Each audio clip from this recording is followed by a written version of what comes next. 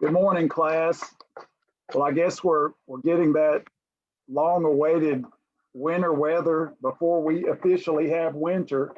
And I'm a little raspy, but I like it. It reminds me of my upbringing in North Carolina when we actually had four seasons. But since I've lived in Texas, I actually enjoy the Texas weather because I like it that we have cold, but we have more mild weather most of the year. I don't really like all the rain, but it did rain a lot in the area that I lived in, North Carolina. So I guess that's pretty much the same. But wow, it's interesting. Over our break, we had a lot of rain, and when I would run, I had to dodge the mud puddles. So that was kind of interesting. But I just want to let you know that we will complete our work on the material that's left in the course this week. Today, we will do mathematical induction, which is actually a proof technique that I've spoken about before when we have worked with logical statements about natural numbers. And then on Thursday, we'll kind of segue that into the binomial theorem, which again will be an inductive argument because we'll be discussing again another logical statement about natural numbers. And we will have, I'll put up an announcement about the final exam that will be next week, and I'll give you the same window of time to take it. That's going to run from like a Tuesday to a Thursday. And that way you'll have plenty of flexibility, I'm sure, as you're negotiating the tests that you have in other classes. I've tried to be flexible with the testing window because I know it's difficult to negotiate everything when you're online. You can only take one test at a time. And I've never wanted to be able to be so inflexible that you couldn't have a little bit more room to breathe. And I will extend that for the final exam. And of course, the setup for the test will be the same as the fourth test with your test work and your WebAssign portion. So I've been really happy to look at your test work to see the good work that you're doing. That makes me feel good. It's important to be able to write good mathematics. So I appreciate your efforts there. I'm always happy when I can see my math students put forward good mathematics. That's really important. That has become a lost art. And if I have anything to do about it, we're going to move that back into the realm where it should be. And hopefully before too long, America or the United States will get back on top. We've slid down and down and down because we've decided that the classical method of studying math is no longer important to us. But as future STEM professionals, I know that you are aware that that is not the case. So you keep working, and just remember by next week, at the end of the week, you can prop up your feet and take the nice break that you certainly deserve. I appreciate your hard work. Now what I want to do again is to share my screen and talk about an example. Oh, let me get this IPVO up. It always goes to sleep on me between my classes, but I guess that's good. Maybe it's trying to save energy for Professor Ron. I don't know if I guess that's good.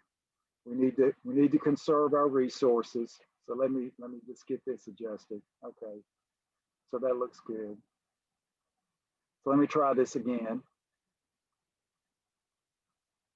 There it is. Okay. So what I wanted to do is to go back.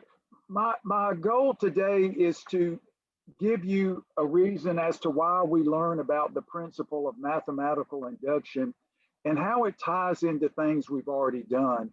And really another thing too is that if you know a way to prove something, it doesn't necessarily mean that that's the only way you can prove a particular logical statement. And so I want to make you aware that what we learned today is just another tool that you will have as you navigate your math classes. So today, the topic will be the principle of mathematical induction. And I've got an old example to start with, principle of mathematical induction. usually we just get really lazy and just say at the end of the proof, by induction, we're done, so to speak. So um, we'll have, just like with the conic sections, we do all of this work to get them set up.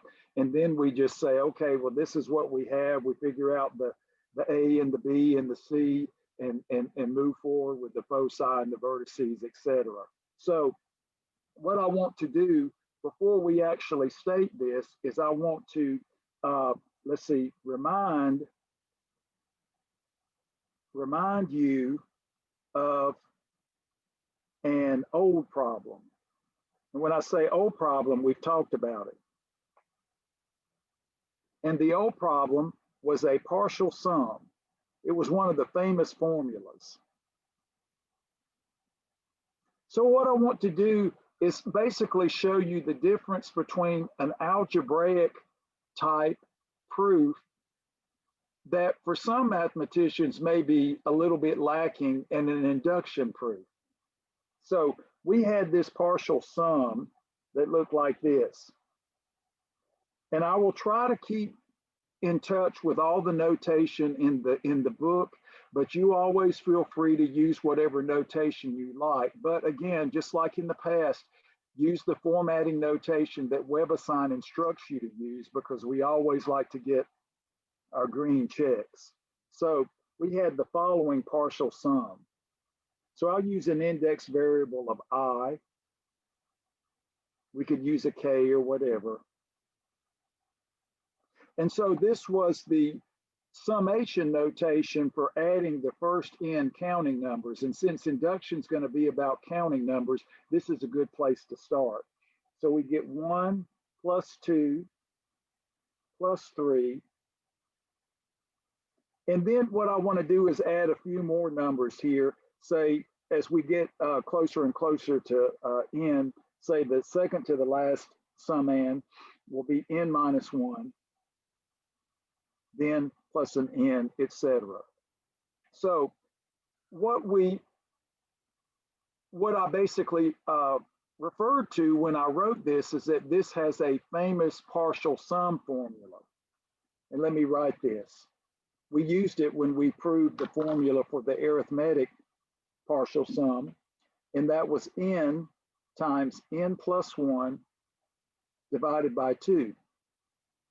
So what we can do, at least in terms of what we'll think about with induction, is call this a logical statement about natural numbers. And the notation that Dr. Stewart uses is P of n.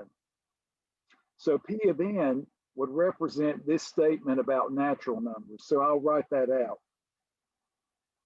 What this defines: a logical statement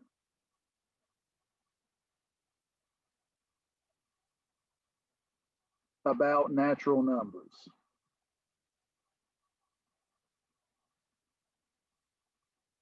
So again, like I say, this is just a new tool to add to the toolbox, a new way of looking at things. And since we are so concerned with natural numbers, with number theory and computers, and in our lives with technology so important, we find this to be very, very useful. Now, for instance, if you thought, okay, well, Professor Ron, how would we go about showing that this particular partial sum formula was true? You know, you had a setup that you used for the arithmetic sum and the geometric, and of course we actually use this for the arithmetic partial sum, but we didn't really bother to prove this, so we were kind of assuming that this was true. And I think, at least intuitively, it seemed as though it were true. So let's look at a simple proof. And some may look at this and say, well, this is just a simple algebraic proof. But is it sufficient? Well, in most cases, an algebraic proof is more than sufficient. But as we get more and more into what we do, there will often be just a little bit hanging, saying, okay, does this work for all natural numbers? And that's where the induction is going to kind of take over. So let's look at it this way. Let's say we look at the sum, just writing this out this way in the standard notation. expanded like this.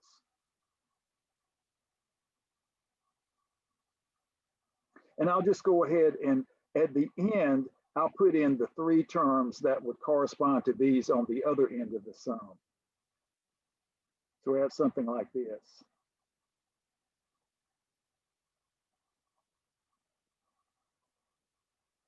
So if we were thinking about writing the sum as we did here, I've just repeated that. Now, another thing that I want to do is use some of the axioms of the real number system. That is, I want to now write this sum in reverse order.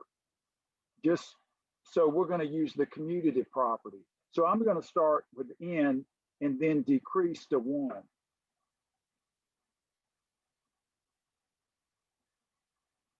So n minus 1, n minus 2, and then I will start to here 3, and then a 2, and then a 1. So what I've done here is just repeat the sum in reverse order using the commutative property. So these two sums would be equal. We know that addition is commutative. And now you're thinking, oh, okay, are you trying to find a pattern? Of course, we do math. That's what we look for with math, are patterns.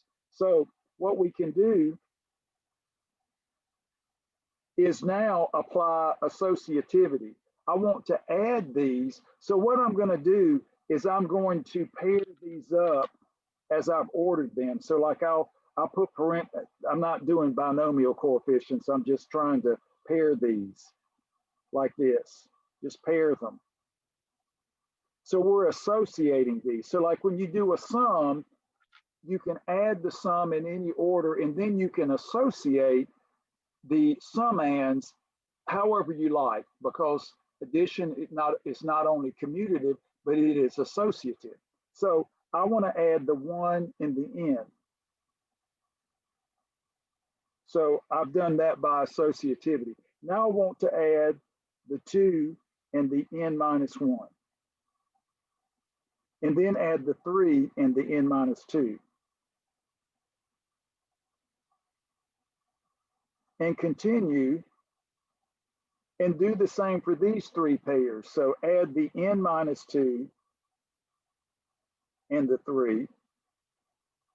Add the n minus 1. Well, I don't need to close that yet. And the 2. And then, of course, add the n and the 1. Now you're still probably thinking, what are you doing? Well, this actual argument has been attributed to Gauss, Carl Friedrich Gauss, who is a famous mathematician. He is many times on the level of Newton and is sometimes referred to as the prince of mathematics. Persons like Gauss and Abel and Newton and just there are all kinds of, and Euler, Leonhard Euler, are basically considered, along with Ramanujan and others of the type, Leibniz, to be the most prolific mathematicians who ever lived. And we can still add to that list. There are other ones, you know, there's Fermat also. So when we think about this, we normally, at least the history says, Gauss figured this out as a young person.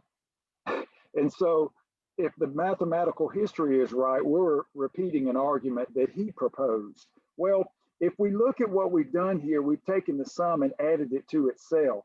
So what we can do over here is write an equal sign and say this is 2 times the partial sum that we have here, because we've just added it to itself.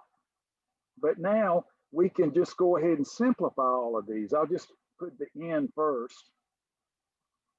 Now notice when we add the 2 and the negative 1, we get a 1. If we add the 3 and the negative 2, again, it's not telescoping, but there's definitely a pattern. We're going to get n plus 1 in all these summands. Well, it appears to be that way. Again, that's where induction can help us out. Now, of course, 3 minus 2, that's again be 1. and then the 2 minus the 1, that's a 1.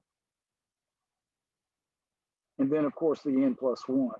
So this is such a nice argument, but again, it doesn't recur or repeat with the other powers that we have with the famous formulas. But whatever the case may be, we certainly use this in this case. Now what we can see is for every element or every summand, we have a copy of n plus 1. So there are n of these copies of n plus 1 because we associate them with each of the terms of the given sum, of which there are n, that is I equal 1 to n. So this will give us n copies of n plus 1. So this is 2 times the partial sum. So now, of course, if we divide by 2, we see that the partial sum that we are seeking, that is the sum of the first n counting numbers, is indeed n times n plus 1 divided by 2. Now, this would be what we call an algebraic type setup, like when I did the arithmetic sum and I did the geometric sum. Now, of course, the way I wrote these out, I could have written both of these in sums and made it a little bit more clean. That is, just flip things around and then have the general term and show that the general term is always n plus 1 and be done with this. But I thought it might be nice just to write it out this way so you can see it. Again, the power of the sum is really important to us. So when we look at this, we think, well, is this good enough? And then we ask ourselves, well, n was not specified. So really we're thinking this would work for any n. That is, you know, if n's 100 or n's 2 or n's 500 or some larger number.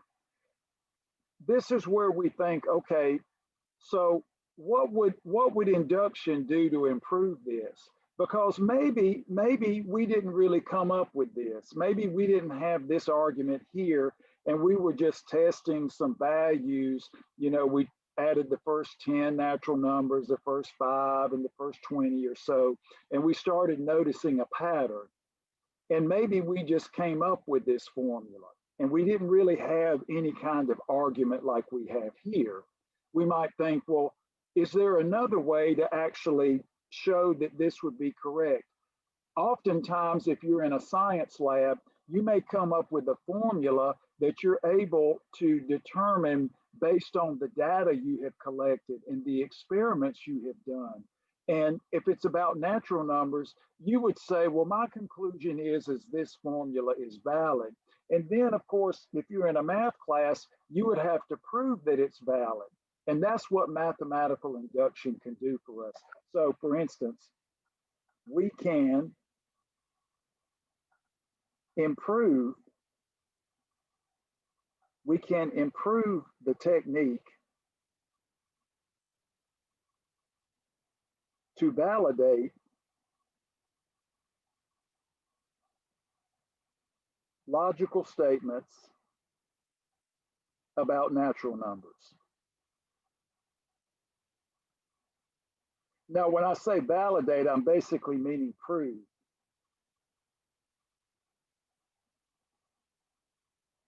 So I just want you to see that there's a reason for a principle of mathematical induction. So, and when we say induction, ladies and gentlemen, we're always referring to natural numbers where we have a definite sequence of numbers, 1, 2, 3, 4, etc.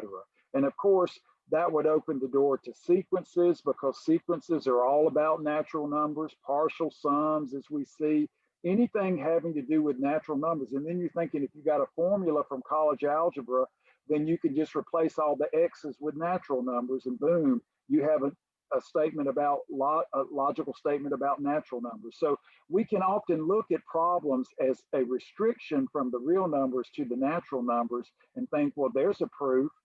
What's so bad about that? And then I would say nothing. So what we're going to do now is just add another dimension to what you already know. And this is going to be called the principle of mathematical induction. So let's write that down. And then I want to prove the last problem that we did with the induction principle. This way, this will make sense to you. Principle of mathematical induction.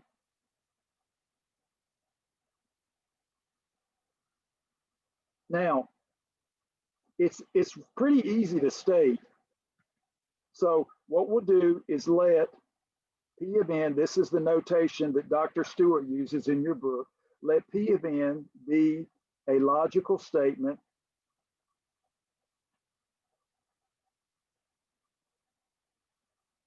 about natural numbers.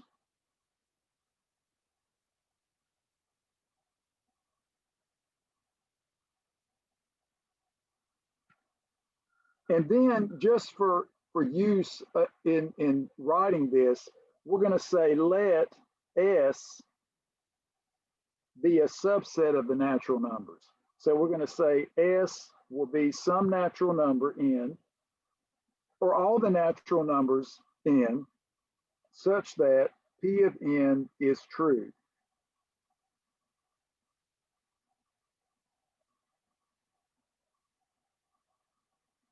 So when we think about S, we're collecting all the natural numbers for which this statement, P of n, is true.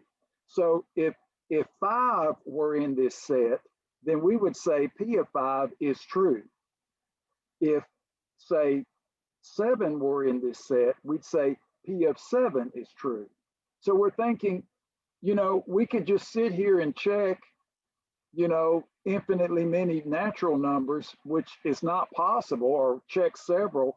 And we think, well, how would we ever know when to stop? And what can we do to replace that technique, for instance, in a way that would make the resolution of this particular formula complete? We're always kind of hanging. So how do we get rid of that feeling that we just can't test every natural number, but can we do it in a way so that we are satisfied with the fact that we've covered all the cases? And here's how we do it. What we're going to do is, number one, we're going to suppose 1 is in S. Now, what would that mean? Well, I've just told you. This means P of 1 is true. Sometimes we'll just say P of 1 true to save time from writing is, but I'll just right now I'll write it out. P of 1 is true.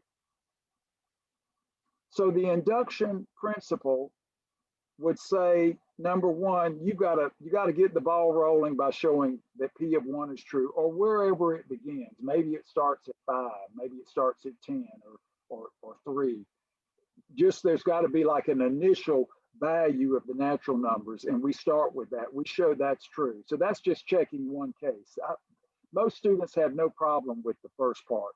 Now for 2, say 4, K, a natural number, and Dr. Stewart uses another letter, K. You can change it to K or use N. It doesn't matter to me, but there is some use in doing this. So for K element of N, we're going to have P of K true. So we're going to assume that, and we're going to show, or we have to show in this case, in this induction step number 2, that this implies that the logical statement will also be valid for the next integer, which will be K plus 1. So you're thinking, okay, this is the key, because if 1 is true, then P of 1 would say that P of 2 is true. And then, of course, if you have P of 2 true, then that would give you P of 3, and it just keeps going and going. So this statement here, this implication is the key to the mathematical induction principle, because this is what we have to show. This takes the place of checking every possible natural number, which would be impossible. So this is the key step here. So if we can validate a reason to move forward with this, that is, we have an initial natural number for which the logical statement is true, usually 1, And then this is called the induction step. If we assume that the logical statement is true for K, and I'm going to tell you what we usually call this. This is called the induction hypothesis. Induction hypothesis. If we have that this is true, and then it implies that the logical statement is also valid for the next integer, consecutive integer, that is, then what do we get? Then S is all of N. And that's what I keep telling you. It makes sense that if we replace our testing scheme with the induction principle, we cover all the bases. It's like the domino effect. If you can show 1 and 2, you really have covered all the cases due to the abstraction in the second part. So this is the replacement that we need. That is, if we can't come up with a nice algebraic proof, or even if we want to just finish it off, it's like the last nail in the coffin, so to speak. It's like, okay, you painted your house and you got to go up and you got to touch up one little place to make it look just right. This is the idea that finishes everything. No one can come up and say, wait a minute, why is this true for all natural numbers? You say, well, we used induction. And then you're like, okay, case closed. So it seems intuitively obvious that this is a workable scheme. Why is it true? You're thinking, how would we show that this was valid? Because it seems intuitively good. So let's just say why. And then we'll apply it to the last problem. So let's just suppose, and this is what we call a contradiction verification. Let's just suppose that S is not all of N. That maybe there are some natural numbers. We did 1 and 2, but there's some natural numbers for which this doesn't work. So 1 and 2 are still valid, but now we suppose that the conclusion is not quite what we wanted. That is, S is not all of N. It's what we call a proper subset. So then, if we take N and subtract off the elements of S, this is a non-empty subset of the natural numbers. So when we say N minus S, we're just taking all the elements of S out of N. That is, we know it's not equal to all, so this has plenty of elements in it. We just know that we're going to assume that the conclusion does not cover all of the natural numbers. Okay, well, if this is non-empty and it's a set of natural numbers, it really has a nice defining property. Any set of natural numbers has a least element. When you talk about the natural numbers, 1, 2, 3, 4, 5, etc., you know 1 is the least element. That's an axiom. You don't have to worry about it. You know the first number is 1. And there is no element in the natural numbers less than 1. If you subtract 1 from 1, you have 0. And that's not a natural number. So the idea is that any subset of the natural numbers has a least element. So let beta be the least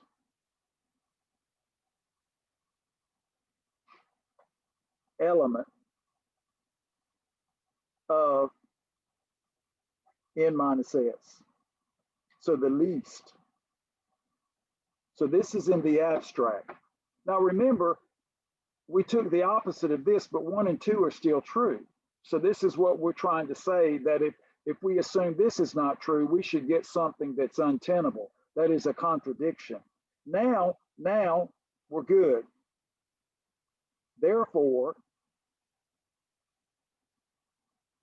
beta, this is like I say, if we subtract 1 from the least element of this set, beta minus 1 must be in the complement of this. That is, it must be in S. So we go back up here And this is basically saying that B minus 1 is in S, so what? P of B minus 1 is true. So just in parentheses, say P of beta minus 1, I called it B, beta minus 1 is true. So by 2, we'll just add 1 to this element. Beta minus 1 plus 1, which is beta plus negative 1 plus 1. That's just a 0. That's just beta. This should also be in S. That is, if P of beta minus 1 is true, then P of beta minus 1 plus 1 must be true. But then that just says, again, that we have elements, a particular element that's in both sets that have no elements in common. That is, beta is the least element of N minus S, but it's also an element of S. And this is the contradiction. That is, this is a contradiction. So if we were starting to hesitate whether or not S was all of the natural numbers, this just shows us that it is indeed all of the natural numbers. Because if we assume that it's not true, we get something that makes no sense. So therefore, S is all of N. So the idea here is that if you were wondering if this was going to be enough, now you don't have to worry anymore. And you're like, boom, that's exactly what we need to do. So, ladies and gentlemen, if we prove something by induction, we do 1 and 2. Now, I will say this 1 is usually the easiest thing to do. The second part can vary from problem to problem, and it just depends what's given and how you put the pieces together. So just to kind of verify all of this, this is called proof by contradiction. That is, here, the 1 and 2 constitute the hypothesis P, and the S equal N constitutes the conclusion. Now, if we do proof by contradiction, we take the hypothesis and we connect it with the negation of the conclusion. Tilde Q means negation. So we took the opposite. We show that that implies a contradiction C. So that's what we did when we did this verification here. That is, we assumed that this was not true, that S was not all of N, and then we got the contradiction right here, the contradiction. So some purist mathematicians don't like proof by contradiction, but then you really do get into a big old mess trying to prove something like this when it's intuitively obvious. So there are places where proof by the contradiction is very important. And we see here that this is a method that will work if we want to prove any logical statement about a natural number. So I'll keep coming back to this, and I'm just going to put a box around it. This is our method for induction. So I don't want you to feel like, well, I don't know what induction is. Well, if you can remember what's in this box, you do know what it is. And I only say things 500 times. So you know I'm a broken record when it comes to math, but that's important. We need to hear things over and over to make them stick up here. So now let's take our induction technique and go back to the problem that we did algebraically. That is, we're going to say P of N is the following logical statement, and then we'll do some additional problems.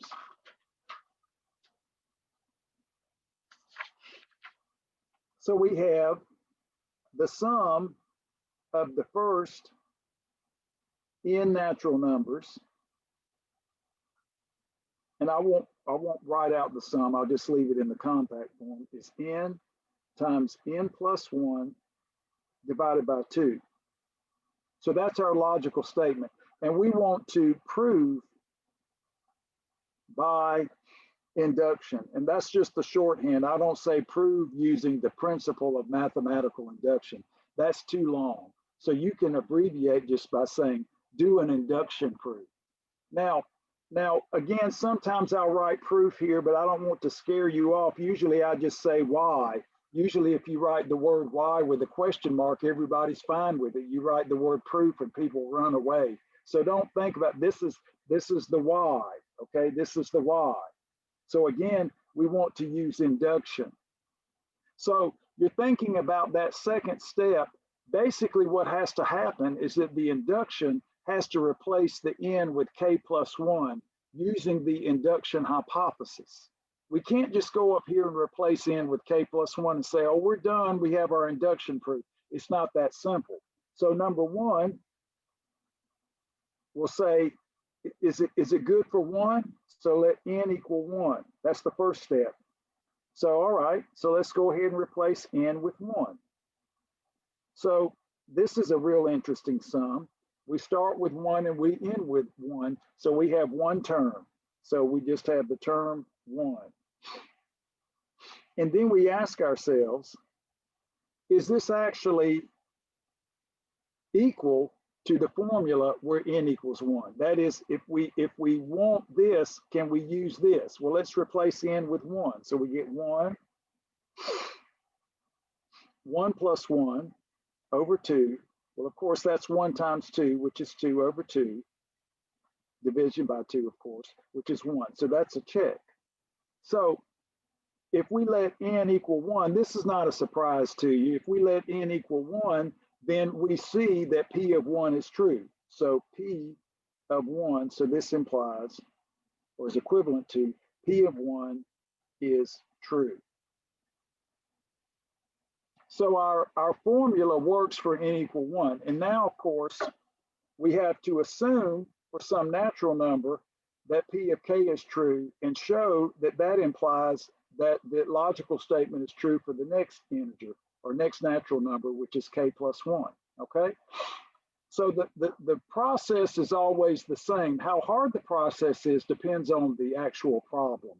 So 2 for k in the natural numbers, P of k is true. So we just write out what that means. That's like saying k is in S, right? So that means that, and this is where we change the n to a k. Again, this is just a technique that Dr. Stewart uses. I don't care if you don't change it, but the WebAssign uses the k, and so that's fine. It's of no consequence. So this would just be k times k plus 1 divided by 2.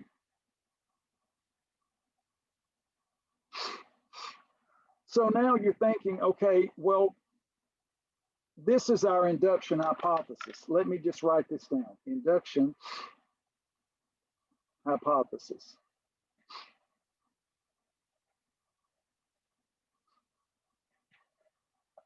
So if we assume that, how do we show that the formula is actually valid for k plus 1? Well, we then say or consider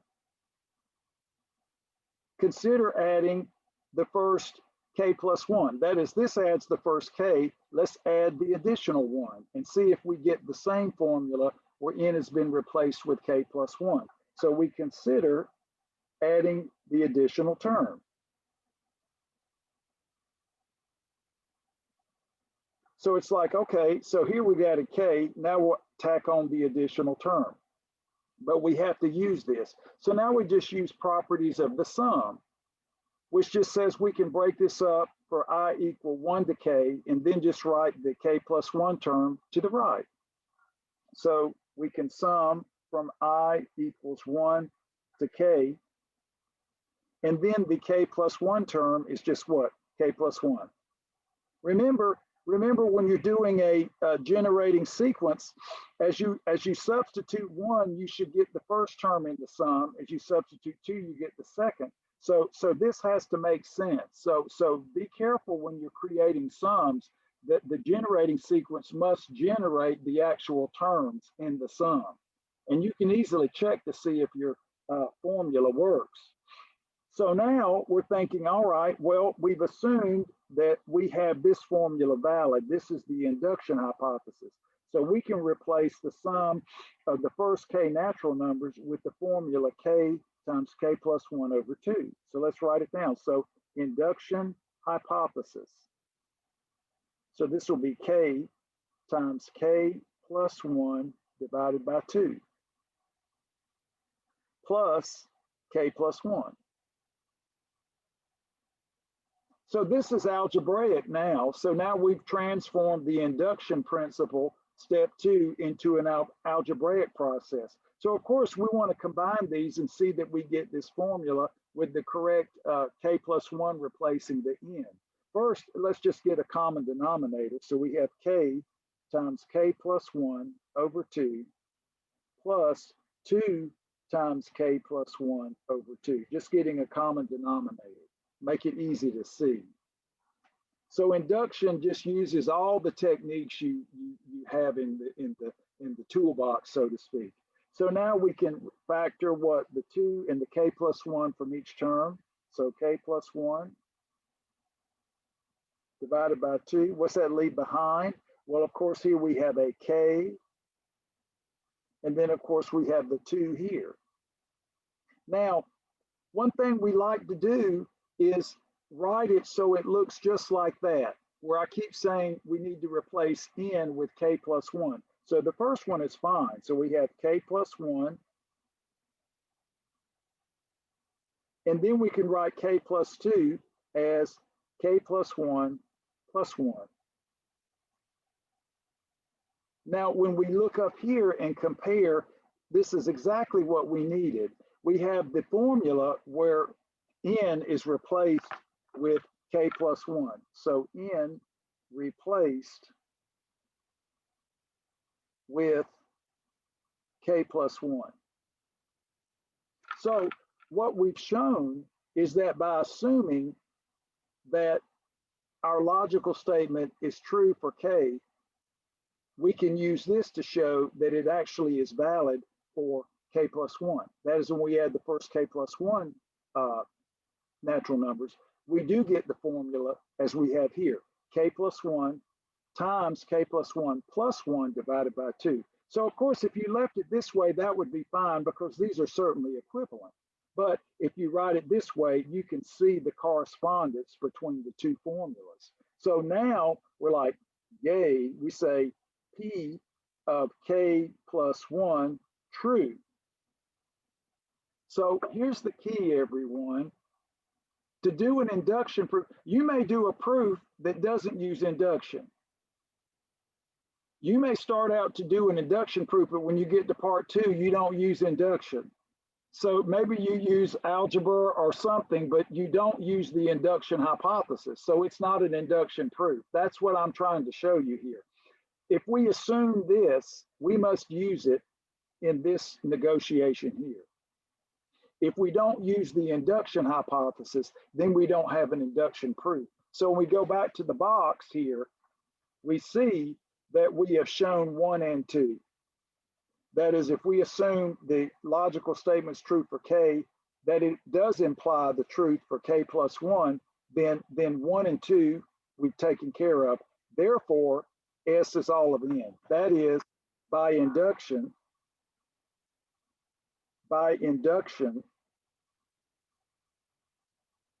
P of n is true for all natural numbers. So that's our induction proof. Now,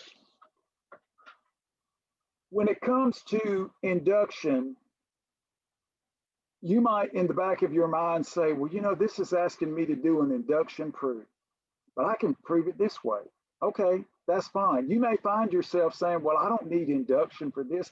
I can solve this inequality using the techniques Professor Ron taught us in the pre-calculus. I'm like, I don't need this. But here's the key. To learn a new technique, you have to use it. So there may be instances where you don't have some other method to prove. And induction may be the only way to actually push the validation through. So this is, like I say, an additional technique. Now, let's look at an example from the WebAssign that basically discusses a very famous sequence called the Fibonacci sequence.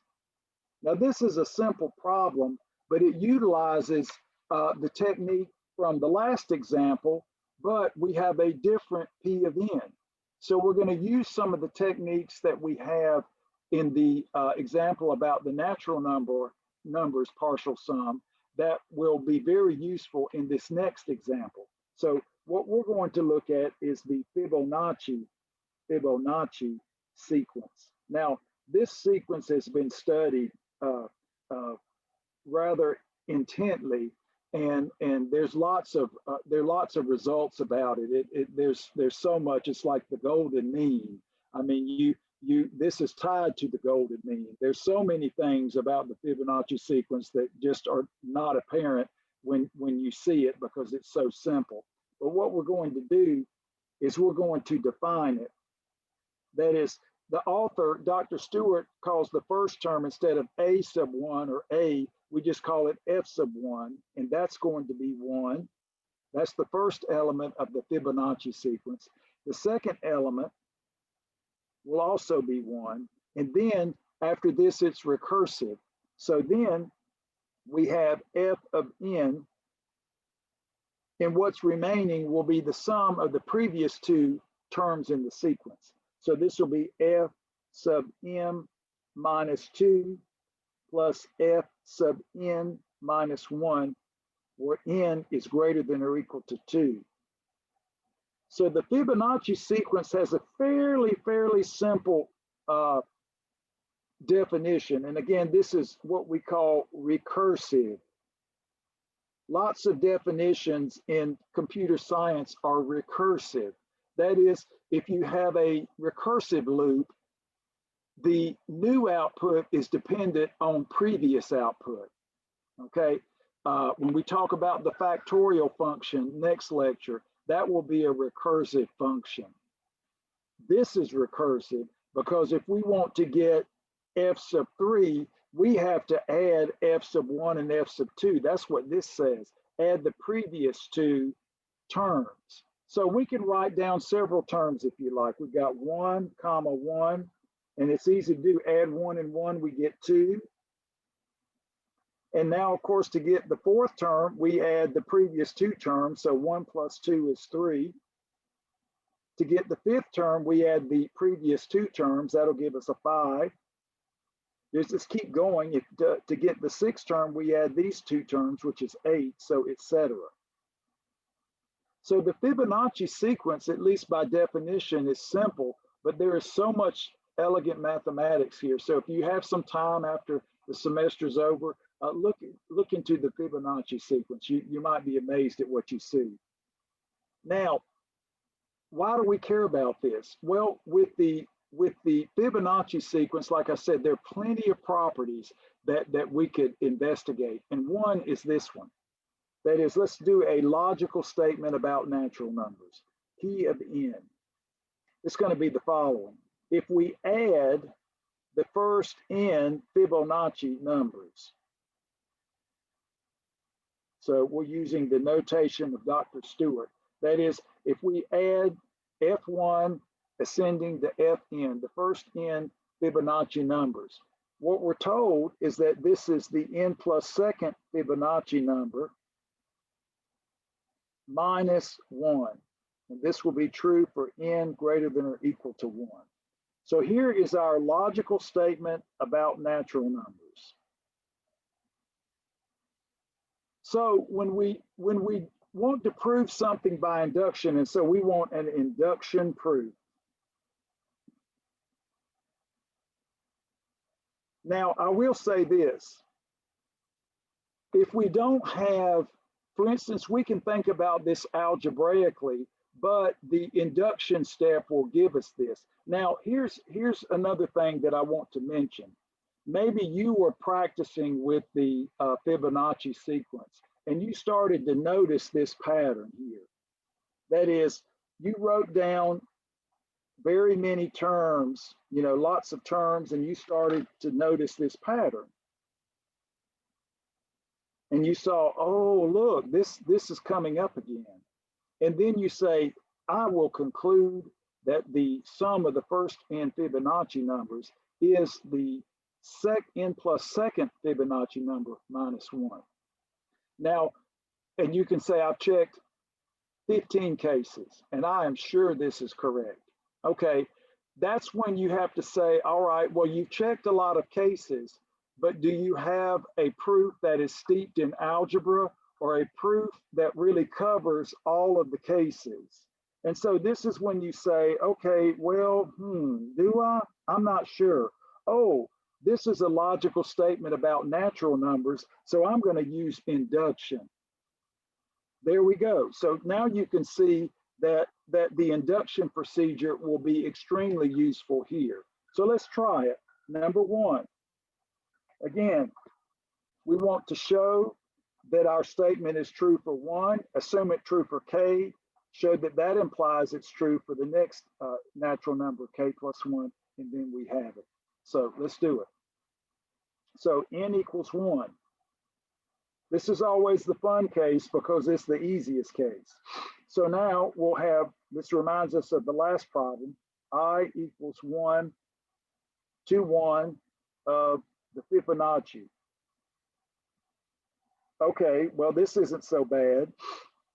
We're just starting with 1 and ending with 1. So this is just the first Fibonacci.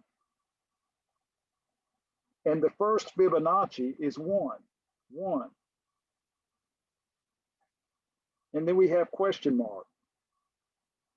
If we apply the result, we replace n with 1. So question mark, does this equal the third Fibonacci number minus 1?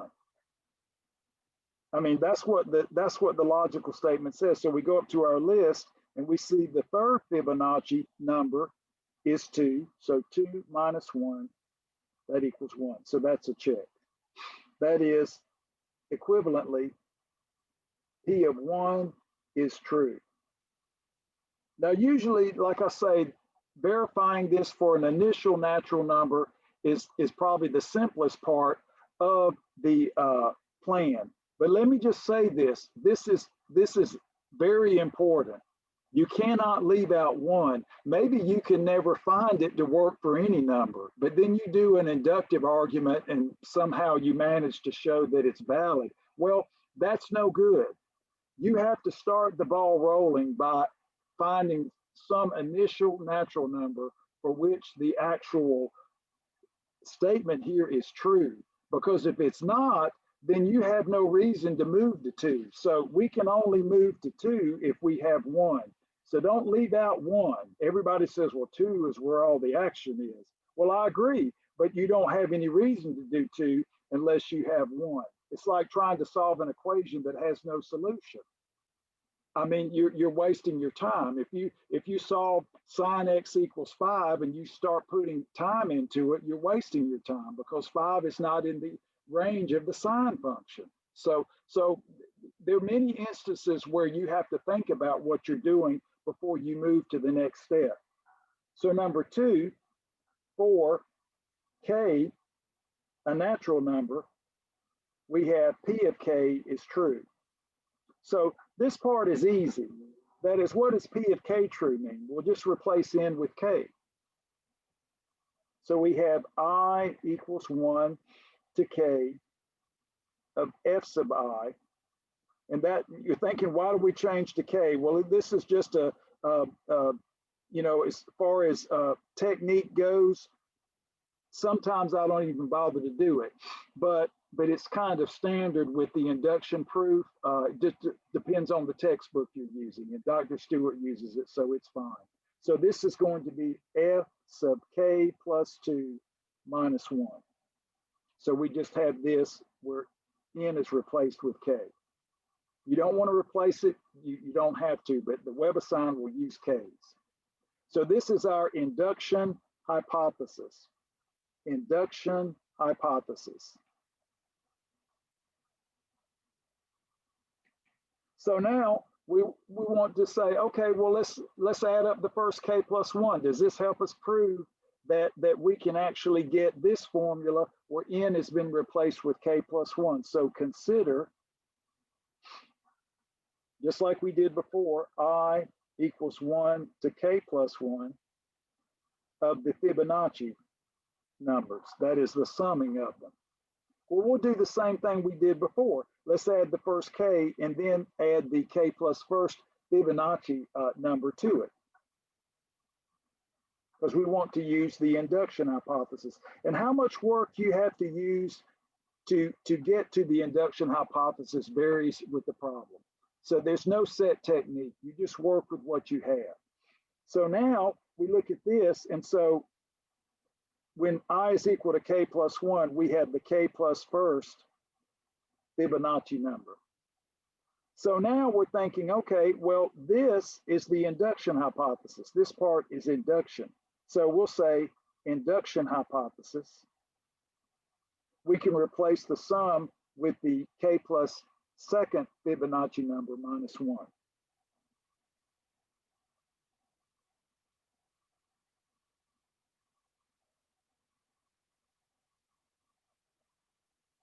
And then, of course, what comes along for the ride.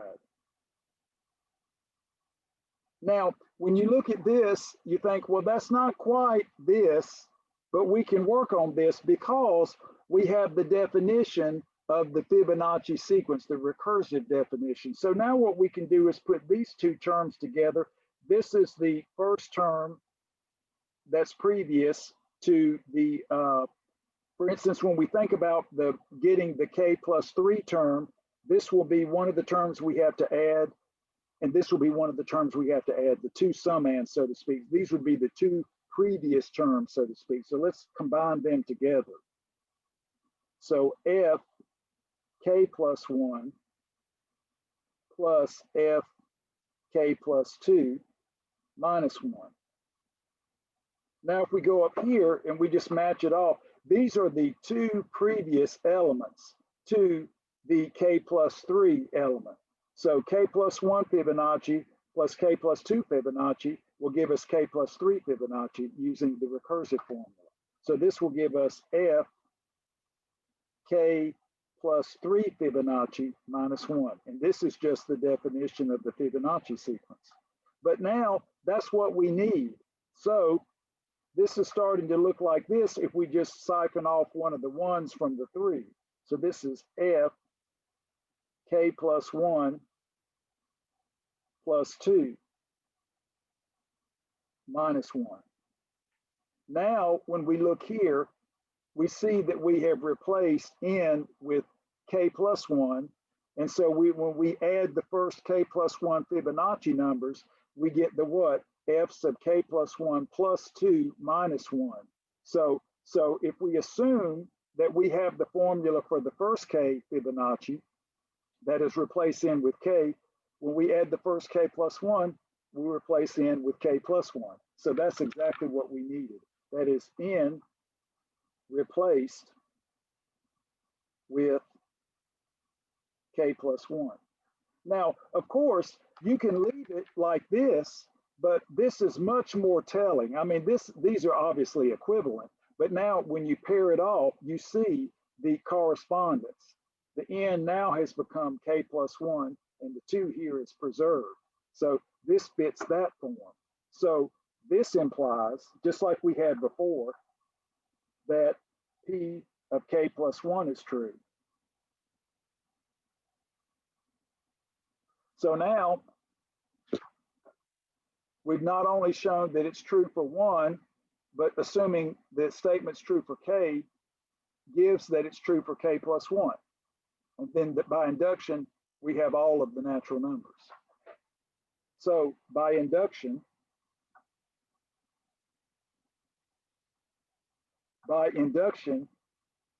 P of n is true for all natural numbers.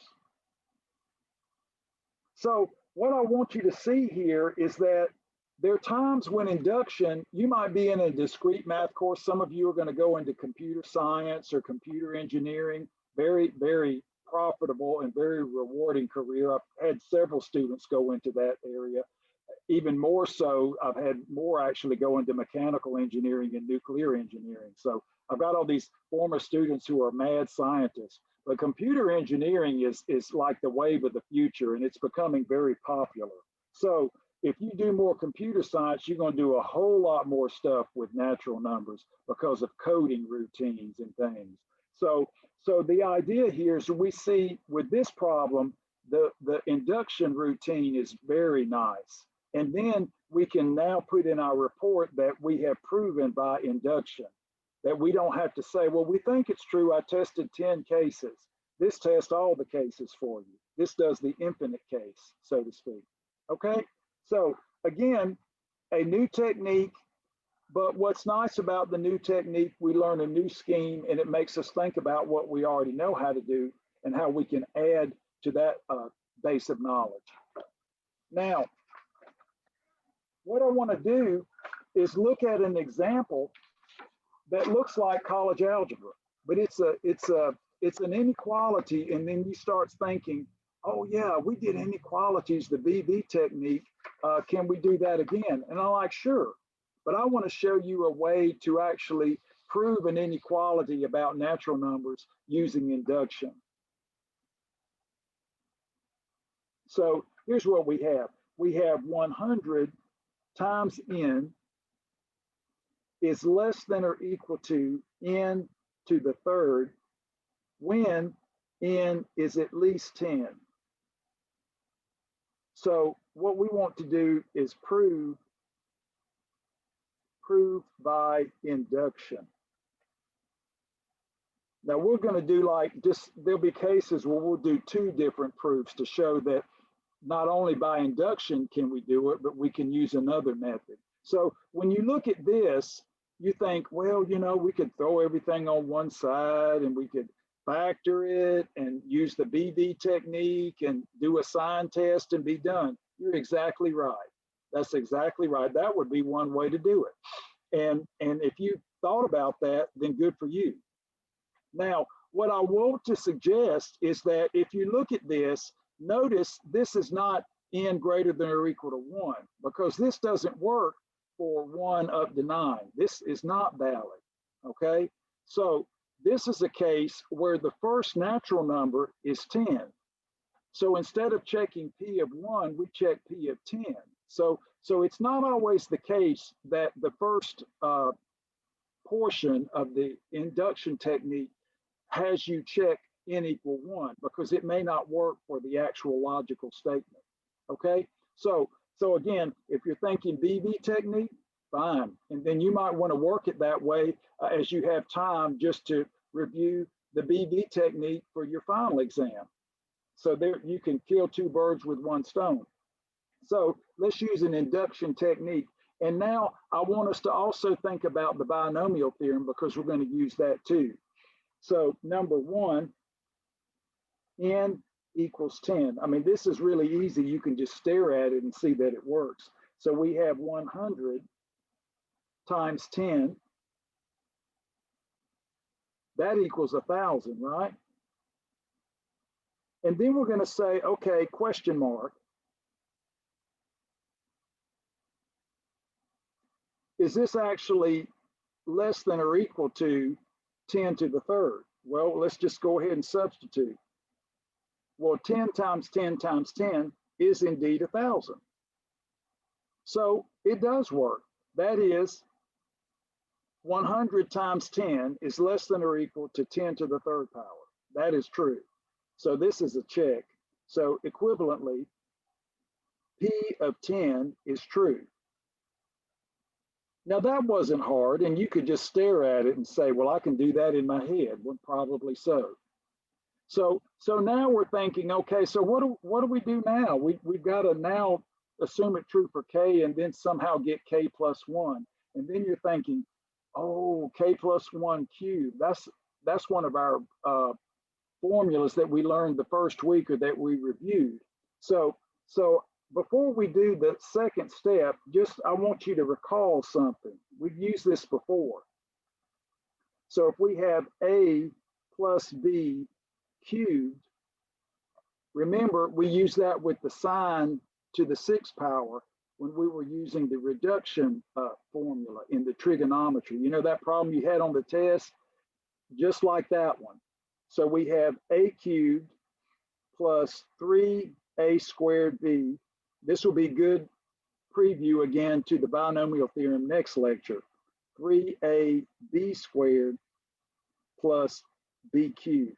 Now, why do I care about this? Well, let's just think of where we're headed. K plus 1 cubed, what would that be? Well, remember when we did this, we had 1 plus cosine of 2x.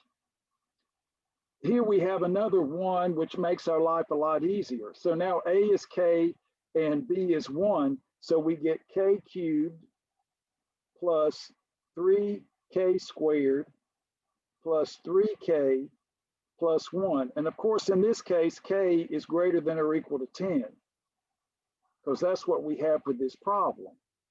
So this is going to be useful to us. So when we start to do an induction proof, especially the second part, we think about, well, what are we going to have to contend with? We're going to have a k plus 1 to the 3rd power. So we need to be able to work that in some way. So don't just like cover up your eyes and hope for the best. Work through it and think about what the goal is. Often, a lot of times, an induction proof means thinking, okay, if we assume it for k, what is putting in or substituting the k plus 1 going to do for us? How's it going to make the problem more difficult, so to speak? So the second part, we say for k element of the natural numbers, we have p of k true. What does that mean? Well, it just means this, just replace the n with k. So we have 100k is less than or equal to k cubed. And you're thinking, this is like smoke and mirrors. It really is. You still have to work hard, but it's almost amazing how it works. The technique is a little bit removed from some of the other techniques we've done. And so it does seem a little bit more abstract, but very powerful, as we saw in the last example. So now we're thinking, all right, so we've got what? 100. So consider replacing n with k plus 1. So we have to start with this part. So when we look at this, you know, I keep you know, sounding like a broken record. We need to show that this is less than or equal to this. I mean, that's really what the goal is, right? We're just basically replacing n with k plus 1. So if we start with this, we need to get a k plus 1 cubed on the other side, but we have to get it legally. Okay, we can't just do it and replace it. So starting the ball rolling is fine, but we can't just now, okay, we're just going to fill that in and we're done. That doesn't work. So remember, this is the induction hypothesis. Induction hypothesis.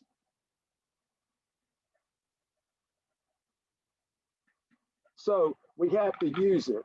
So now let's just see here. What we can multiply, right? That we learned how to do that a while back. So we have 100k plus 100. Now, when we look at this and we think about these terms here, we're going to have to find some way to work in all of these terms. But I think we're going to be able to do it because we know k is greater than or equal to 10. So first, 100k by induction is less than or equal to k cubed. So that gives us this term. So by induction hypothesis, we have k cubed plus 100. Now, when we look at this, we need to infuse these terms here. Can we know if we add these two terms and maybe this term, is that going to be an upper bound for 100?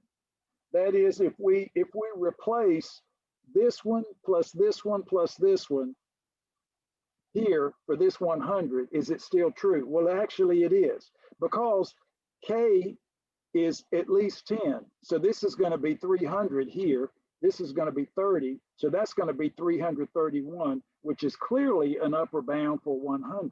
You see? So this is really important here. So now we can say by, again, the given, just by the given, not even the induction hypothesis, we can just say by given information, we have what? K cubed plus 3K squared plus 3K plus 1. Now, all we have to do is get an upper bound. We don't have, it doesn't have to be magical. It doesn't have to be the best upper bound.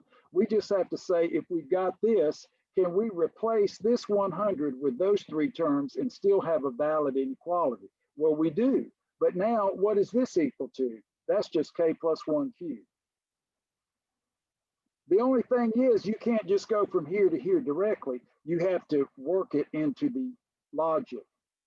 So we use the induction hypothesis to get to here. And then to get from here to this line, we use our lower bound on K.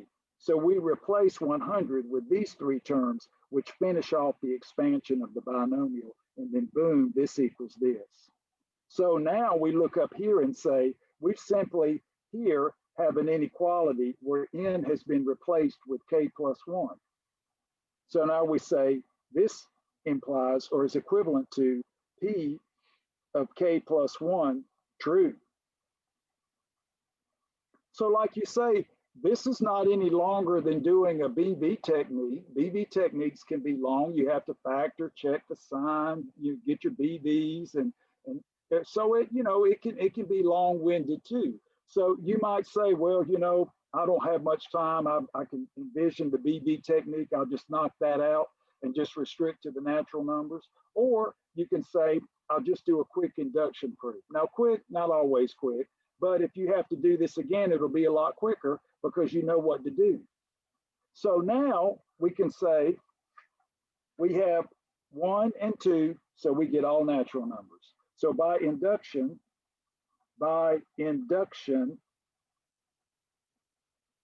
we have P of n is true for all natural numbers. Now, what I want you to do, if you have some, and you'll have some time, just go ahead and do this with the BB technique and test that you get the same result. It'll be the same. It'll just be that part of the solution set.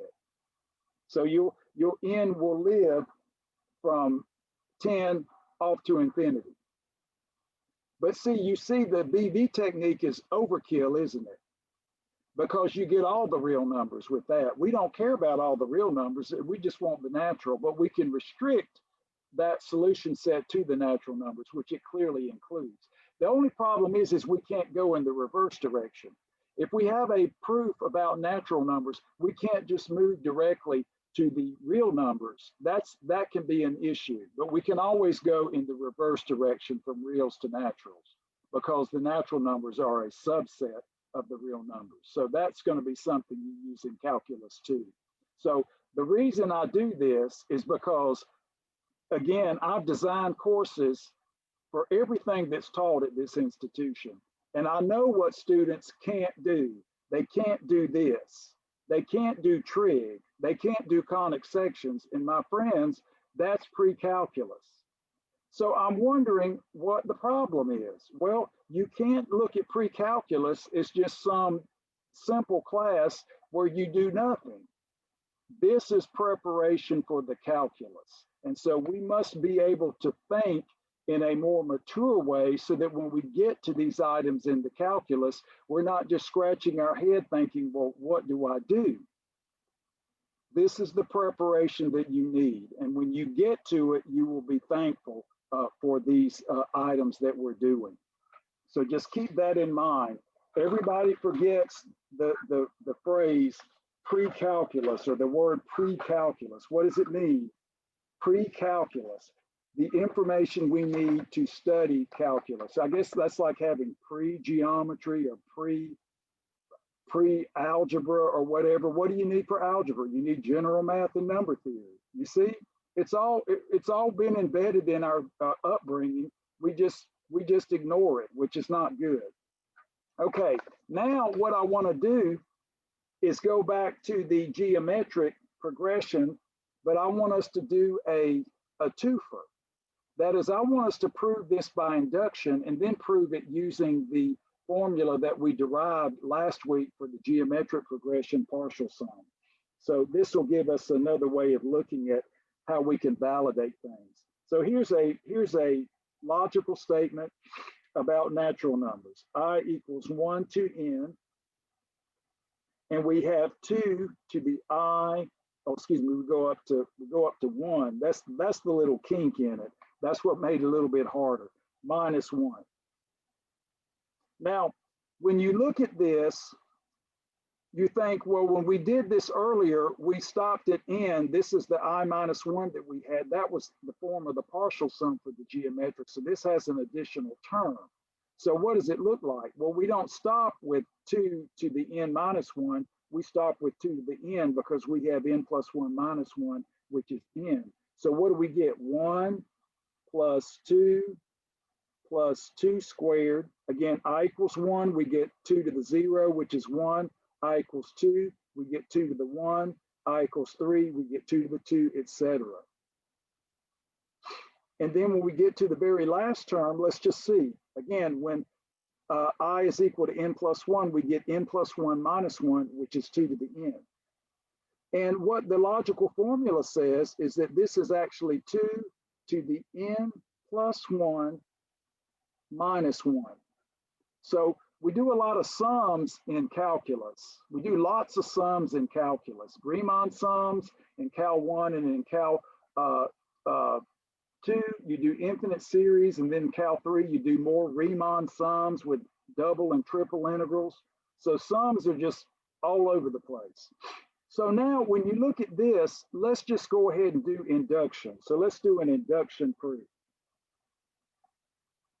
Induction proof. Now remember, with induction, we have to do two things. We want to show that our logical statement's true for 1, assume it true for k, and show that that gives us k plus 1. So let me check the, there we go, the focus. So let's do it. So now we've got n equals 1. Okay, so we'll just replace n with 1. So I equals 1 to 2 of 2i minus 1. So we let I equal, well, we know we're just going to get 1 and 2. We've already written it out. So I equal 1, and then when I equals 2, we get 2 to the 1. So we get this. 1 plus 2 is 3. Now we have question mark.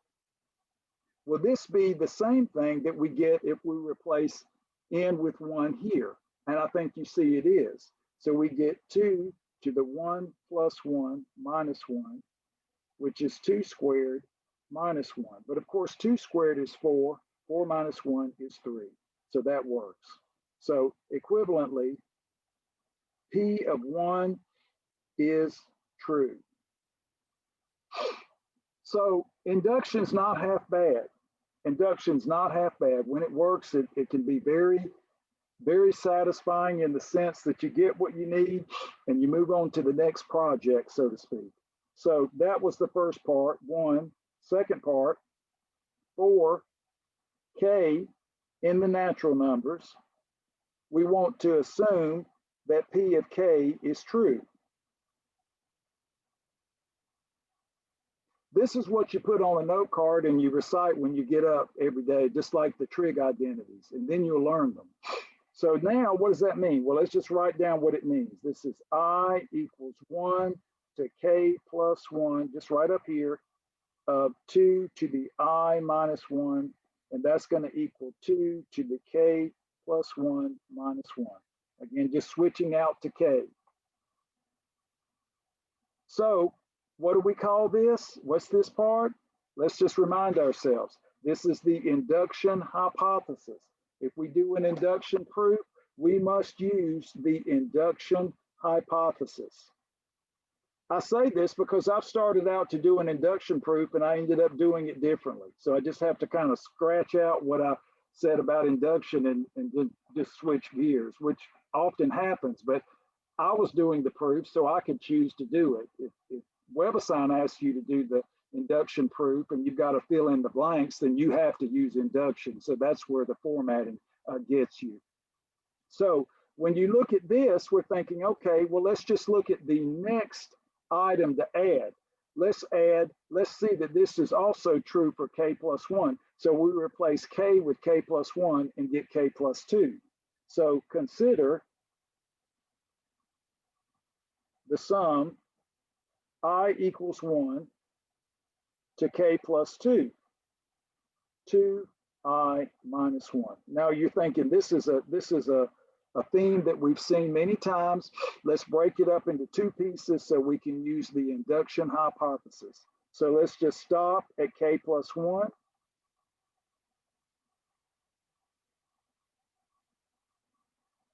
And then add the k plus 2 term. Again, k plus 2 minus 1 will be 2 to the k plus 1.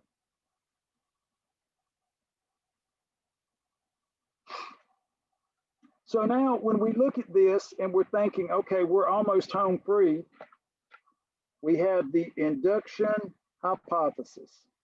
So we can use that right here. So this equals 2 to the k plus 1 minus 1. So we'll do the replacement. So induction, this isn't an inequality, so we don't have to be as creative. Induction hypothesis. So this is 2 to the k plus 1 minus 1 plus 2 to the k plus 1. So now what does that give us? Now we have two copies of 2 to the k plus 1. So we have 2 times 2 to the k plus 1 minus 1. Now let's look at this. Well, just laws of exponents, right? We can add to the k plus 1, 1. Well, let's just leave it that way. We could say k plus 2, but now it's going to look just like this. So we'll say this is 2 to the k plus 1 minus 1. And so now when we compare, we see that n has been replaced with k plus 1. That is, this is 2 to the k plus 1 minus 1. Exactly this, where n replaced with k plus 1. And so what is this equivalent to? This means P of k plus 1 is true. Now, again, you're thinking when we did this before, we came up with a formula which we really needed to sum geometric progressions. So we're thinking this is a powerful result with the induction, but what if we had just said, you know, I'm not going to do this by induction. I'm just going to use what I already know. Maybe if you had that option. But let's finish this off and look at it another way. So we'll say by induction, P of n is true for all n in the natural numbers. So that's done. Okay, so we did our induction proof. Well, maybe you saw this and thought, well, you know, Professor Ron taught us the partial sum formula last week. Let me see if I can get the same answer. I should get the same answer, so let's try it. So here's an alternate. So here's induction. So let's do the alternate. So let's just say, okay, well, we'll use what we already know. I equal 1 to n plus 1 of 2 to the I minus 1. Okay, we'll have to break this up because our partial sum formula stopped with n. So we'll write this up to n and then type in the n plus 1 term and then use the partial sum formula and see if we get the same answer. And we will, I think.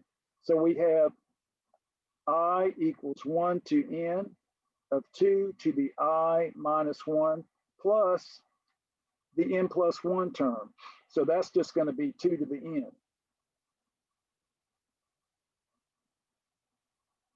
And now when we look at this, this is exactly what we did last week. This is A equals 1. The first term is 1 and R equals 2. That's the nth partial sum. So 1 we can just leave out. So this is 1 minus 2 to the n divided by 1 minus r, which is 2. 1 minus r to the n minus 1 minus r. And of course, the a is 1, so times 1 or whatever. So plus 2 to the n. But now, this is just, these are both negative, so we can just hit upstairs and downstairs with a negative, flip everything around, and that'll just give us 1 downstairs and then 2 to the n minus 1 upstairs. Okay, so just here, just let me write this in another color. Multiply and divide by -1. And so that'll give us 2 minus 1 downstairs, which is 1, and then 2 to the n minus 1 upstairs. Now, of course, it looks familiar, doesn't it? We've got 2 of these. So we have 2 times 2 to the n minus 1, laws of exponents, 2 to the n plus 1 minus 1, which is the same thing. So, for instance, if you wanted to verify this using the partial sum, you can do this way.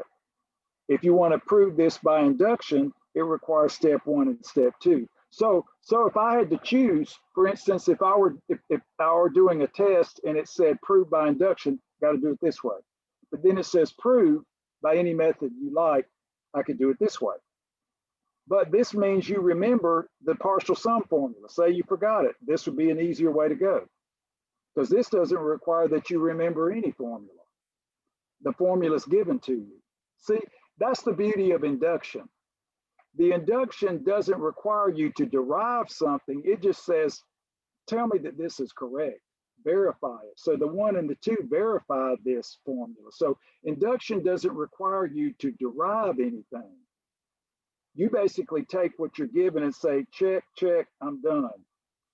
So induction is very powerful. And you may come up, maybe you're working, when you're finishing up your bachelor's degree and you're doing a research project, and you come up with a formula that you have to verify by induction.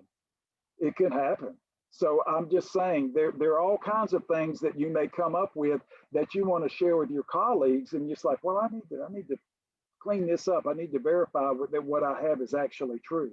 So induction is very powerful. It doesn't require that you know as much. Basically, you just have to verify this, and everything that you're given is encoded some way in this, but you have to put it together, and that's where the creativity is in this part. But we've seen this several times. Now, let's look at another example. One thing that we like to do, when we're doing, Professor Ron's doing the exact computation and we're trying to break down numbers, and it's like, oh, the sum of the digits is divisible by 9, and so we know it's divisible by 9, and then the alternating sum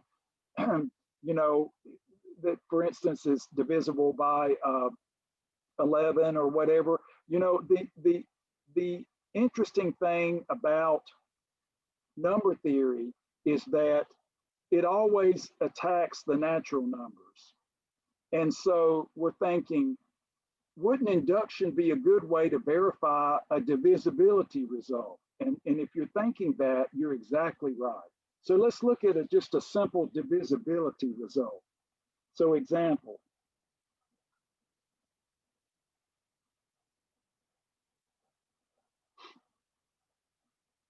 So what's nice thing about, when you've got the alternating sum 0, 0 is divisible by any number. So check that out. The interesting thing is division by 11, division by 9, things like that, division by 5, division by 4, all those kinds of nice little number theoretic devices you learned in grade school.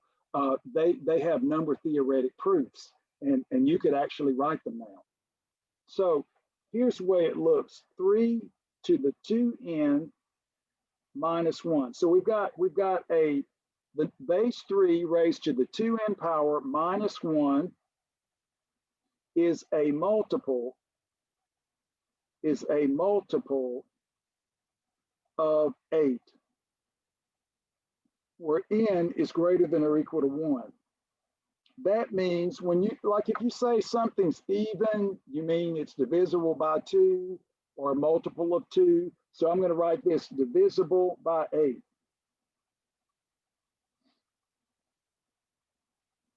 So, and then if you say, if something's odd, you say it's not divisible by 2, right? That means that modulo 2, it's congruent to 1, because every time you divide by 2, you get a remainder of 1. That's what you call an odd number, like 3, okay? So you know all kinds of divisibility results that you just take for granted. Now, what's nice about induction, ladies and gentlemen, here is that this is a perfect proof for induction. And these are very useful in algorithms for computer science. The prime numbers and the divisibility results keep your accounts online safe, okay? Some of you may work for a firm, Bank of America, or some big investment company where you work in the computer department to keep all of the accounts safe through cryptography, okay? That may be a job that some of you will have in the future. So again, number theory will play a big role in that. So for instance, let's do an induction proof. Because what you could do is say, well, you know, I can check this for, you know, 5 or 6 cases, but we need that verification that says it's true for all natural numbers. So let's do 1, n equals 1. So we'll just replace n with 1. So we get 3 to the 2 times 1 minus 1. So of course, 2 times 1 is 2, 3 squared minus 1. And of course, that's a 9 minus 1. But that's 8. But 8 is just 8 times 1, right? 8 is a multiple of 8. Okay, and then you're thinking, don't we like the case n equal 1? Again, this gets the ball rolling. Because if we were doing this problem, ladies and gentlemen, and we could never get it to work for any natural number, then we're stopped. We're done. We're thinking, well, does this eventually kick in? Does it eventually work? Well, again, that's why you cannot leave out the first task here. This is important. This gives you the reason to move forward, okay? Like I said before. So equivalently, P of 1 is true. You have to admit this is kind of fun. This is very different from what we've been doing, and it does give you a new sense of understanding old topics.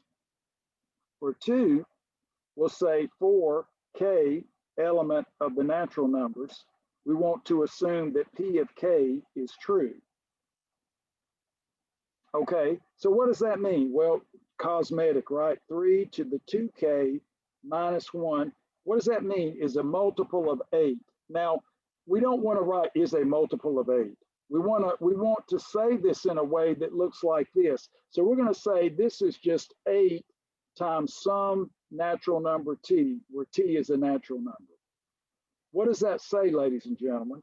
That says that 8 divides this. That is 3 to the 2k minus 1 is a multiple of 8. So we say multiple of 8. Now we can put this in parentheses.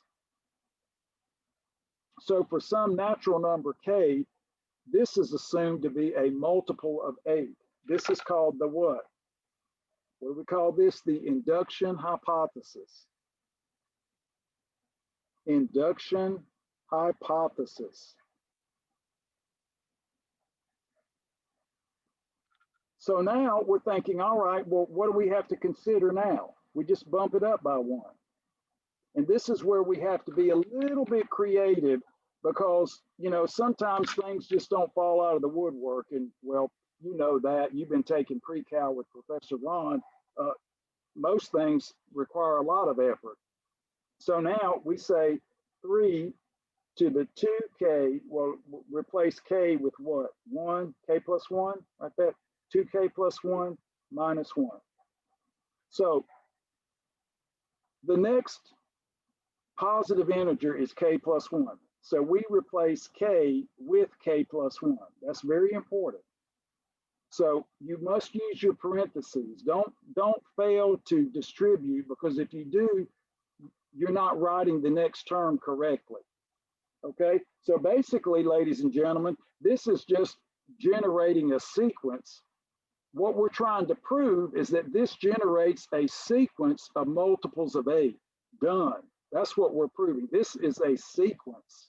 And we're showing that all the outputs are multiples of 8 when we're done.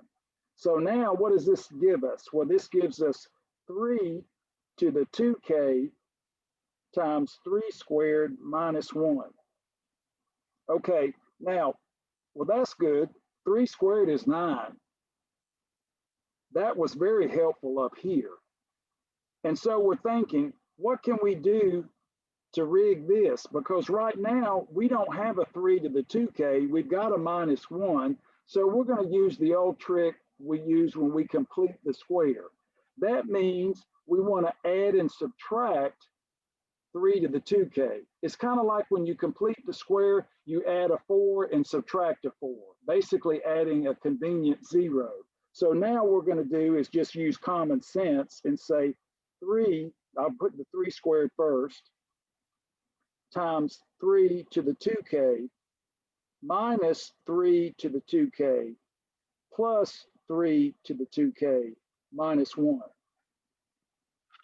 So look here. This is just adding 0. This just equals 0, equals 0. But why is it good?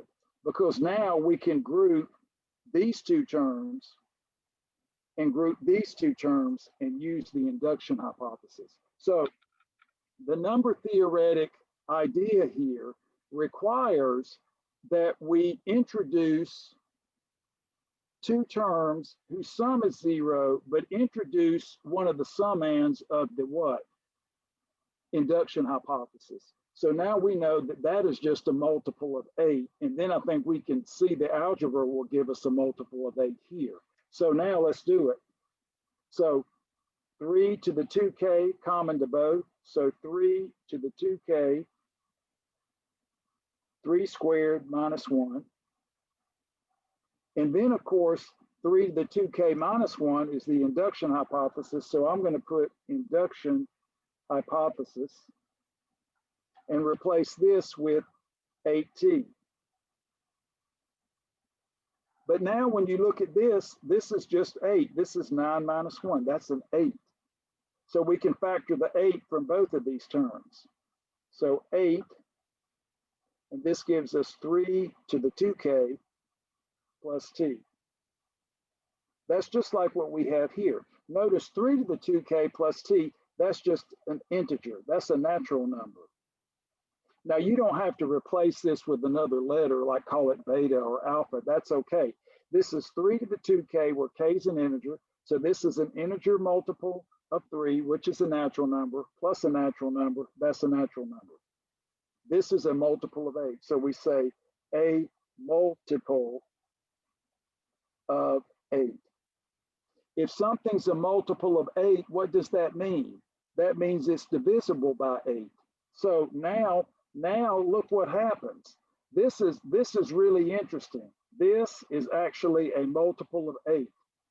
When we replace k with k plus 1, we still get a multiple of 8. So you say, what does this mean? P of k plus 1 is true. Now, what's important about this is this technique right here, which we have used many, many, many times. This is key. This is a key step. Now, here's the thing, and you know this to be true. Once you learn a key step, then it repeats in mathematics, and you'll go on to use this again. So let's just check here. We showed that when we substituted 1 for n, we got a multiple of 8, so p of 1 was true. We showed that if we assume that p of k gives us a multiple of 8, p of k plus 1 also gives us a multiple of 8. So by induction, it is true for all natural numbers. So this is very powerful. That is, you don't have to check 20,000 cases here. Not that that would even be good enough. So by induction,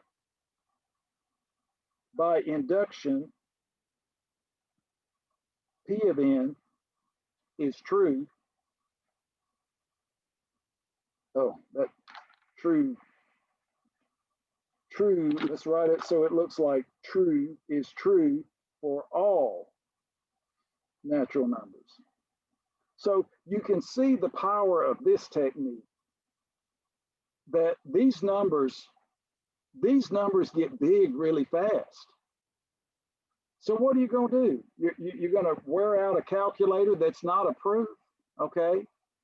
The thing is that we're finding here is that when it comes to number theory, the induction is invaluable. And so, like I say, that some of you may end up in the computer industry where you will be working with number theoretic constructs. When I was at A&M, I noticed that a lot of the computer science students were taking a number theory course designed for them. They didn't like it. They didn't like it. Number theory is hard. And this is the kind of techniques that you use in number theory, but they knew they wanted to work in the computer industry. I was thinking they should just take the math major number theory, but they tried to direct it just for the computer science students. So a lot of times in engineering, you have a class in math created just for you, just for your department. Now, what I wanted to do to conclude is to give you an idea about divisibility that hits closest to home. Lots of times, remember when we were, let's just think about this. Let me just add to this. Remember how we wanted to get something alternating? Say if we had -1 to the k plus 1. So we had something like this, and we had k equals, say, 1 to 10. Why was this valuable? Well, if we had the -1 raised to the second power when k is 1, that gives us a +1, right? And then when we put in 2, we get what? -1 to the third power, which is -1. So we get this alternating sum. So we would get 1 minus 1 plus 1 minus 1 plus 1 minus 1. This is, we're going to get what? 5 of these. So 1, 2, 3, 4, 5. The idea, this is telescoping, this is 0. But say we just want the sum to alternate like this. Say we have k equals 1 to 10, and we have -1 to the k plus 1, and we have, say, x to the k. This will give us powers of x where the sign alternates. So this will be x minus x squared plus x cubed. So again, we see what? Minus x to the 4th plus x to the 5th minus x to the 6th plus x to the 7th. I'm writing all this out and you're thinking, why is he doing this? Just making a point. And that's a minus for the last one. So not everything's going to telescope. The idea here is that if you replace x with 1, you get that, and that is 0. So this is what you can use the power of the sign of a number, plus minus, plus minus. That is, when the power is even, the -1 gives you a +1. When the power is odd, the -1 gives you a -1. So alternating, alternating, alternating. So that's the power of the parity, so to speak. Now, if we look at this, let's look at a simple example here. Here's a P of n, and I want you to finish this by induction. That is, here's a P of n. So we're going to say n times n plus 7 is a multiple of 2. Okay, now we're going to verify this, and then I want you, we're going to say, all right, we're going to try to verify this algebraically. Then I want you to finish this up with an induction proof like we've been doing for today's lecture. So when we say multiple of 2, we say n times n plus 7 is even, right? Even, divisible by 2. All right? So let's just check it out. Let's just say if n were an even number, like 2 times k, let k be a natural number, and say n's just an even number, we can write any even number as 2k. Remember when we do the trig equations? So let's just substitute. So we get what? 2k times 2k plus 7. Well, now, of course, we can just factor the 2 out of all of this, and this will be 2 times k times 2k plus 7. Now, of course, this is just a natural number inside, but 2 times a natural number is even. So this is even. That is a multiple of 2. Okay, so that seems okay. If n is already even, the result is even. Okay, a multiple of 2. Now let's just say, what else do we have? Okay, we have n is an odd number. Remember when we were doing zeros of cosine theta? That would be odd multiples of pi over 2. That is up here, and then down here, pi over 2, 3 pi over 2, etc. So if n were happening to be odd, what's that going to make this to be? So let's just substitute. So 2k plus 1 and 2k plus 1 plus 7. Well, this is 2k plus 1, I guess modulo 2. And then, of course, now we have 2k plus an 8. But now you're like, we're home free. Just factor the 2 out of this. So we have a 2 times a k plus 4 times 2k plus 1. Well, now if we want to bracket that, we have exactly what we have here. That is, this is just a natural number that's multiplied by 2. So this is even. Any integer multiplied by 2 is even. That is, this is even, or a multiple of 2.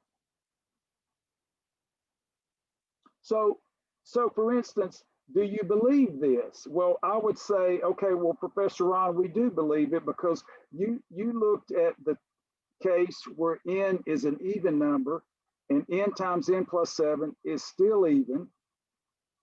You looked at the case where n was odd, and then of course, n times n plus 7 is still even.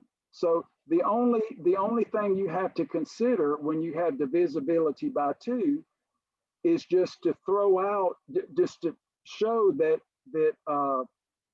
multiple of 2 is not possible, or multiple of what I want to say, remainder of 1 is not possible. Notice in this case, neither of those fall into that category.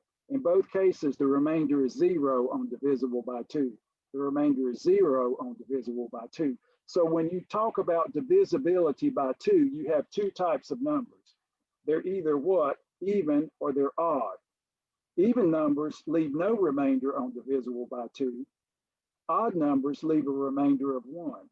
So when you do this proof by induction, let me just start the ball rolling for you, and I want you to finish it. So I'm going to do 1.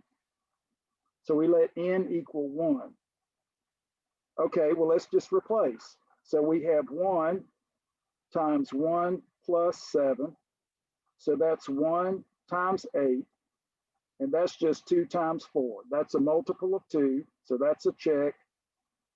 Equivalently, P of 1 is true. All right. So you're thinking, well, that was kind of hard right there, Professor Ron. That was easy. That was easy. Maybe we should have done it this way. Okay, well, we have options. And then for 2, we'll just say for some k element of the natural numbers, P of k true.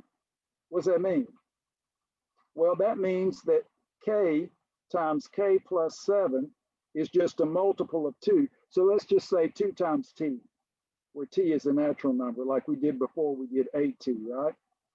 So a multiple of 2. We'll just go ahead and finish it. Now, consider the next step. Let's replace k with k plus 1. So we have k plus 1 times k plus 1 plus 7. So this is k plus 1 times And if you want here, and this is interesting, this will just, let's just write this way. This will just be k plus 1, we'll use brackets, plus a 7, like that, okay? So bracket it like this. So replace k with k plus 1. Now multiply. So we get, in this case, let's see, we want to use our induction hypothesis. So let's just see what we have here. So we've got k and we've got k plus 1. Let me try it this way. Oh, let me do this. Let me go ahead and write it this way. So if I've got a k plus 7 here, let me do this for now. So we'll do k plus an 8. So this will give us, now we've got what, a k times a k plus 8 plus a 1 times a k plus 8. So this is k times k plus 8 and 1 times a k plus 8. Now, if you like, let's try this. So this will be a k times a, now I'll do this, k plus 7 plus 1 plus k plus 8. So now there's my k times k plus 7. So this equals k times k plus 7 plus k plus k plus 8. Now k times k plus 7 is 2t. So now we'll use induction hypothesis. So that gives us 2t. And now this gives us 2k plus 8. And now factor the 2, so we get 2 times t plus k plus 4. This is a multiple of 2 because this is just a natural number. So a multiple of 2. Now when you say, well, Professor Ron, this was kind of difficult, that was easy. So now you can see this was an easier approach, but now we see that k plus 1 times k plus 1 plus 7, where we replace k with k plus 1, is still a multiple of 2. So if and only if p of k plus 1 true. So by induction,